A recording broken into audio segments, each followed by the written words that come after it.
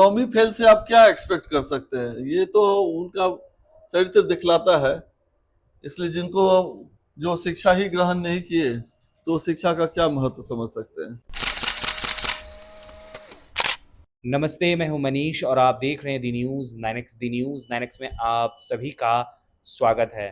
आज हमारे साथ भाजपा नेता डॉक्टर संजीव कुमार हैं और इनसे आज हम बातचीत कर रहे हैं बिहार के पॉलिटिकल और जो कुछ बिहार में चल रहा है उन मसलों पर।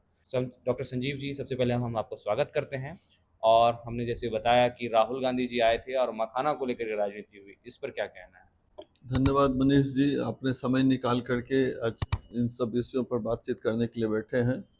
और आपके चैनल के माध्यम से पूर्णिया वासियों को हम दशहरा की हार्दिक शुभकामनाएं देते हैं। माँ दुर्गा की कृपा आप सभी पर बनी रहे। विपक्ष का कोई मुद्दा नहीं है। विपक्ष पूरा भटकाव की स्थिति में है, इसीलिए वह आकर के ऐसे सब बातों को ही लेकर के उठती है। जहाँ तक मखाना की बात है, तो ये अपने सरकार का ही देन है कि आज मखाना को अंतर्राष्ट्रीय पहचान दिलाया गया। और आपको जानकारी होगी कि मखाना का यहाँ पर एग्रीकल्चर कॉलेज में एक रिसर्च सेंटर भी है। जो 70% मखाना का प्रोडक्शन इन क्षेत्रों में होता है, पूर्णिया जैसे क्षेत्रों में होता है। माननीय प्रधानमंत्री जी अभी 15 तारीख को जो आए थे, उसके ठीक एक दिन पहले मखाना बोर्ड का भी गठन हो गया और वो गजट भी पास हो गया। तो ये सोचा जा सकता है कि हमारी सरकार, माननीय प्रधानमंत्री श्री नरेंद्र मोदी जी कितना इन चीज़ों पर बारीकी से सोचते हैं कि जो स्वरोजगार और लोकल फॉर वोकल, उन चीज़ों के लिए वो हमेशा चिंतित रहते हैं। और उनका इच्छा है कि इन चीज़ों को, जो जहाँ का उत्पादन है, उसको विश्व स्तरीय मानचित्र पर हम कैसे लेकर के जा सकते हैं। अभी मखाना बोर्ड के गठन के साथ साथ मखाना को यहाँ जीआई टैग भी मिला। ये सब तो अपनी सरकार की उपलब्धि है। विपक्ष को कोई मुद्दा नहीं मिलता है तो इसी तरीके से कोई रैली के माध्यम से कोई उत्पात मचाना है, इसीलिए वो उत्पात मचा रहा है। हमारा अगला और सबसे महत्वपूर्ण सवाल ये है कि जीविका दीदियों को 10-10 हज़ार रुपये सरकार ने दिए और सरकार बार बार कह रही है कि हमारी उपलब्धि है और विपक्ष इसे कह रही कि ब्याज के रूप में इसे पैसों को वसूला जाएगा। इस पर क्या कहना है? देखिए, महिलाओं को अभी जो दिया जा रहा है, उनके ये रोजगार को सृजित करने के लिए दिया जा रहा है। और अभी जितने भी दीदियों को दिया गया है, उसमें वो जो रोजगार से जुड़ी हुई है उसको और वो बढ़ाएंगी। और इसको बढ़ाने के बाद फिर अगला किस्त में भी उनको और 2 लाख रुपया मिलेगा। तो इस ढंग से एक स्वरोजगार कैसे सृजित हो, इन क्षेत्रों में हमारी माताएं बहनें कैसे स्वावलंबी हो, इन चीजों को विशेष रूप से प्रधानमंत्री जी और माननीय नीतीश जी इसको देख रहे हैं।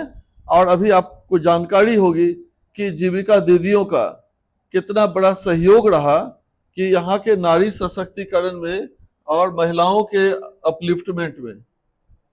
उन चीजों के साथ भी आप इसको देखेंगे कि 75,000 करोड़ रुपया अभी जो दिया जा रहा है, उसमें 10-10 हजार महिलाओं को दिया जा रहा है।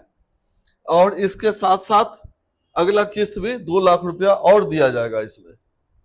तो महिलाओं के उत्थान के लिए ये सब काम किया जा रहा है। ये स्वरोजगार को विकसित करने के लिए ये सब दिया जा रहा है। ब्याज भरना पड़ेगा महिलाओं को, जिससे वो फाइनेंशियली अगर क्राइसिस में हुई तो मेंटली प्रेशर में चली जाएगी। ब्याज की ऐसी कोई बात नहीं है।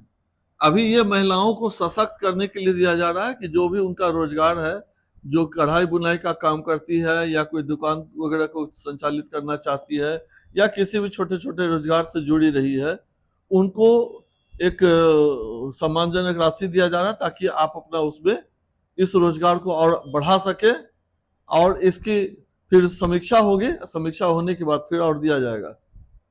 आखिरी और सबसे महत्वपूर्ण सवाल, बिहार के नेता प्रतिपक्ष तेजस्वी यादव इन दिनों कलम बांटते दिख रहे हैं, इस पर क्या कहना है? देखिए, जो नौवीं फेल है वो विद्या का मतलब क्या समझ सकेंगे? हम लोग तो अगर कलम नीचे भी गिर जाता है तो उसको उठा करके सर से लगा लेते हैं, लेकिन वो कलम को बांट नहीं रहे, कलम को फेंक रहे हैं। और ये देख करके ही लगता है कि शिक्षा का उनके नजर में महत्व क्या है। यह कोई भी व्यक्ति देखेगा तो उसको अफसोस होगा कि आप इस ढंग से कलम को कर रहे हैं, जिसको कि लोगों के मन में एक धारणा है कि विद्या की देवी, और वो कलम हम लोगों का ही लिखने का एक जरिया होता है, और उसको वो फेंक रहे हैं। ये तो उनकी मानसिकता है, इसीलिए वो ऐसा कर रहे हैं। और ये तो जग जाहिर है, वो इन चीजों को कहां से समझ सकेंगे कि कलम से हमको क्या मतलब होता है, कलम का हम लोग क्या उपयोग कर सकते हैं। चलिए, बहुत बहुत शुक्रिया। हमारे साथ थे डॉक्टर संजीव कुमार जी, जिन्होंने अपनी बातों को विवाह के ढंग से रखा। बहरहाल दर्शकों, आपको हमारा ये इंटरव्यू कैसा लगा, अपनी राय हमारे कमेंट बॉक्स में ज़रूर दें। अगर आप हमारा ये वीडियो फेसबुक पे देख रहे हैं तो फेसबुक पेज लाइक कर लें। अगर आप हमारा ये वीडियो यूट्यूब पर देख रहे हैं तो यूट्यूब चैनल सब्सक्राइब कर लें। शुक्रिया।